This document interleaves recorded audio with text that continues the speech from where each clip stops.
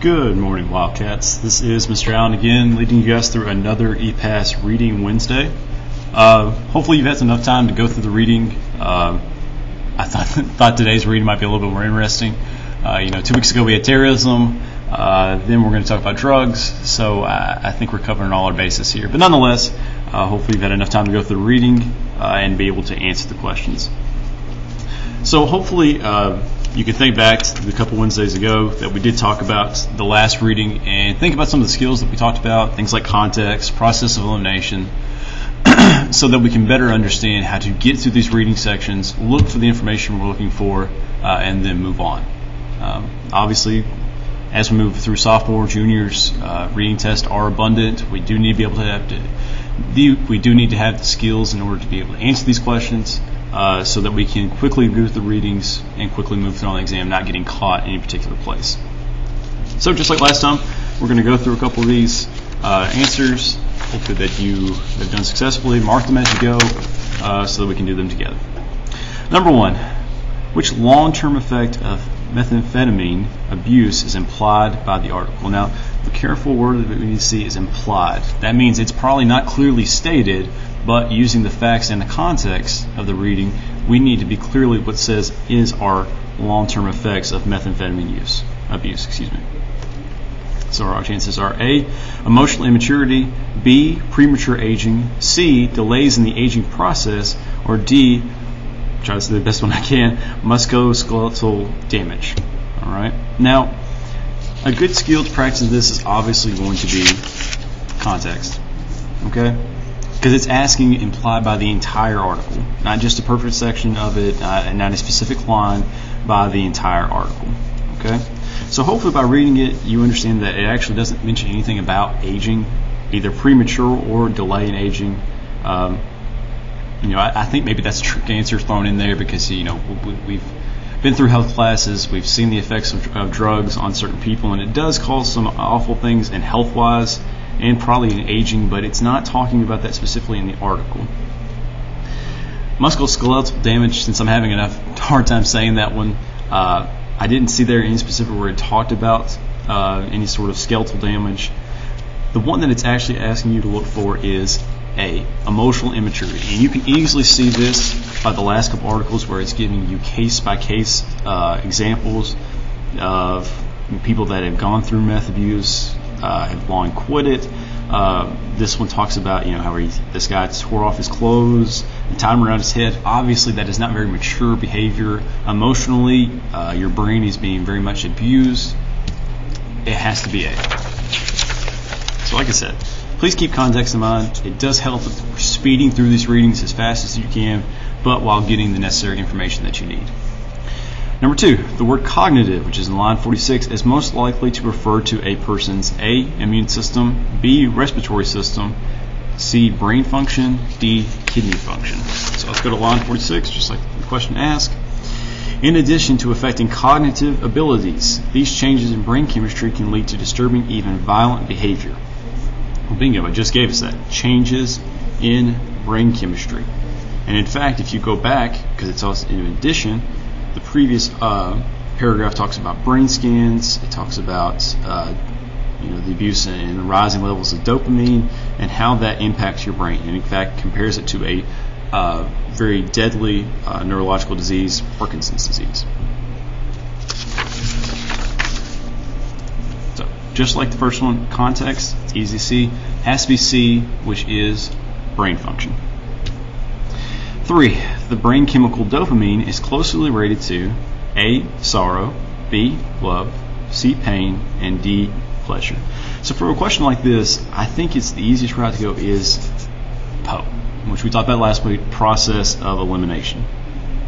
Yeah, I always tell my U.S. history kids this, especially for EOC exams. Go to that one. If you don't do a letter of the day scenario, don't just wildly guess. If you can at least eliminate 1-2 answers, your chances obviously improve. So the article does spend a few paragraphs talking about dopamine, what dopamine looks like, and in fact, the third paragraph down gives you what happens to dopamine, how it increases when using methamphetamine and other chemicals like that. And in fact, I like this sentence because it directly gives away the answer. Something that about 12 times as much of a release of dopamine as you get from food and sex and other pleasurable activities. There you go. It uses the word pleasure. It just gives it away. All right. We know it's not sorrow. We know it's not love. We know it's a pain. Pain might be kind of a trick answer there because we're talking about drug abuse. Obviously, it's a painful experience, but it's closely asking which dopamine is related to, which is pleasure. So D. Which is not an effect of methamphetamine use? I've already laid out that PO was probably a good one to use right here also. Is it A, paranoia, B, euphoria, C, drowsiness, D, hallucinations? So reading through the article, you should have seen if we're having high increases of dopamine, we're having a kind of euphoric experience. So it's not B. Drug abuse obviously causes a rise in paranoia, and in fact you can see this in the second to last paragraph, actually the last paragraph. Paranoia, aggression, hallucinations, and delusions. It's its effect on your behavior. So knock out A, knock out D. The only one that remains is C.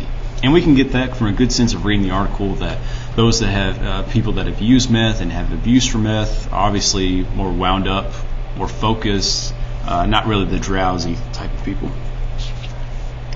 Which statement about methamphetamine is accurate? 1. It is highly addictive. 2. The effects of methamphetamine addiction last even after a user gives up the drug permanently. 3. The use of the drug is characterized by sluggish behavior.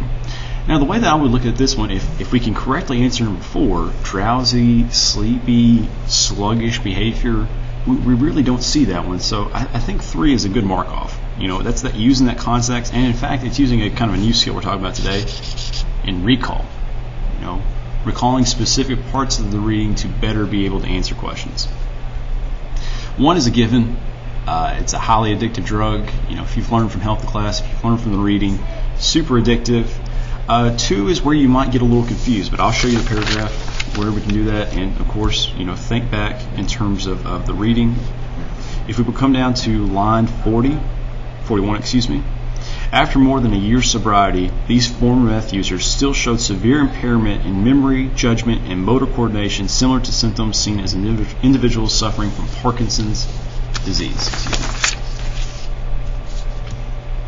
So, 2 can still be a contender, 1 is still a contender, so that leaves us the only option. It is C. Remember, just like I did process elimination, I know that it cannot be sluggish behavior. We've already seen that. Very good.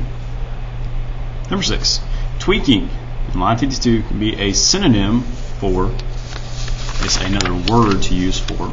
So we'll go to line 52.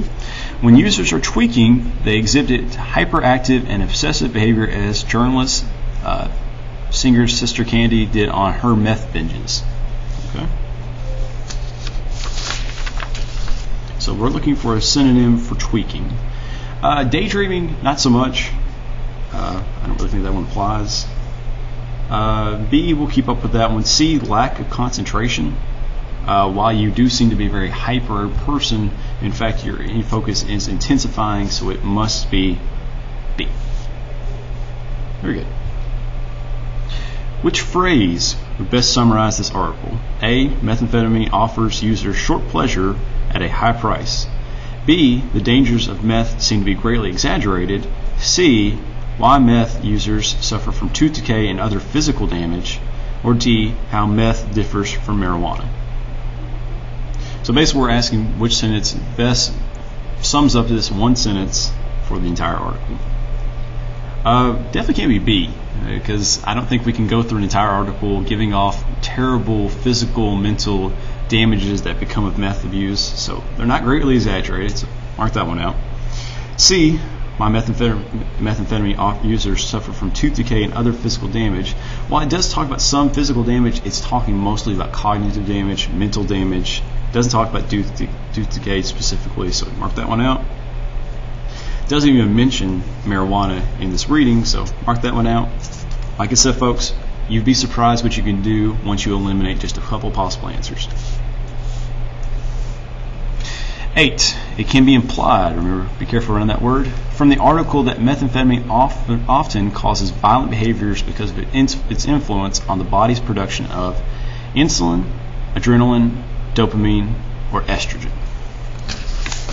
So my advice for you is to recall about the different chemicals or hormones that this reading has talked about. It has not talked about estrogen. It has not talked about insulin. So the only ones that it leaves is adrenaline and dopamine. And the way that you can find out the difference is, specifically in the third paragraph from the bottom, it does talk about meth, like all stimulants, causes the brain to release high doses of adrenaline, the body's flight mechanism, inducing anxiety, wakefulness, and intensely focused attention, called tweaking. So remember, we're looking for the violent behaviors. And remember, dopamine is mostly connected to pleasure. So if you're able to answer number 3, you should be able to cross out C. So it has to be B, adrenaline. 9, euphoric, which is line 7, is best defined as A, depressing, B, joyous, C, boring, D, none of the above. Let's go to line 7. Meth users have described this feeling of a sudden rush of pleasure lasting for several minutes, followed by a euphoric high that lasts between 6 and 12 hours, and as a result of drug causing the brain to release excessive amounts of the chemical dopamine, a neurotransmitter that controls pleasure. So we're looking for a word that best describes the experience of a euphoria. Okay? Now, if it's causing pleasure or helping cause pleasure, it's probably not depressing. That's the aftermath of meth abuse. It's not boring. People wouldn't really do that. And like I said, it doesn't really go with depressing. That's more the after effect of meth use. Before we go to D, I think we should really consider B, joyous. People are obviously getting pleasure out of using this specific drug, so it works out best for them. And the last one, 10, which is not true. Be careful with not true in regards to methamphetamine use. A, former users suffer few, if any, long-lasting effects. B, the use of drug leads to irrational behavior. C, the use of drug alters brain chemistry. Or D, the drug has a stimulant effect on the central nervous system. So in this, we're kind of doing the opposite of what we would be doing. Instead of crossing out answers that we know it can't be, these are ones that are true instead of not true. So let's go from the bottom to the top. D, the drug has a stimulant effect on the central nervous system. We know that to be true. It talks about the increases of dopamine, adrenaline, which all, of course, affect your cognitive behavior. C, the drug alters brain chemistry. Mark that one out. Rise in dopamine and adrenaline, that's altering your brain chemistry. B, the use of the drug leads to irrational behavior. It gives you many examples and cases where that does affect people's irrational behavior. So it has to be A, former users suffer few, if any, long-lasting effects. And in fact, it does many times within the article, talks about how people, even after their addiction over, still have long-lasting effects because of methamphetamine use. So, just like the readings from about 2 weeks ago, I think this does a really good job at going through some skills like context, process of elimination, and of course, recall. Hopefully this has been some sort of help. As we get closer to that ACT date, we're going to continue to work on our reading skills. Before I go, I do have one last thing. As of request, I do have a joke. So.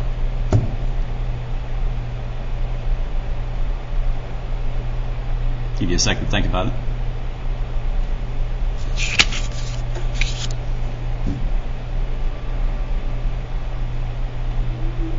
Hopefully you got that. You all have a good day. Go Wildcats.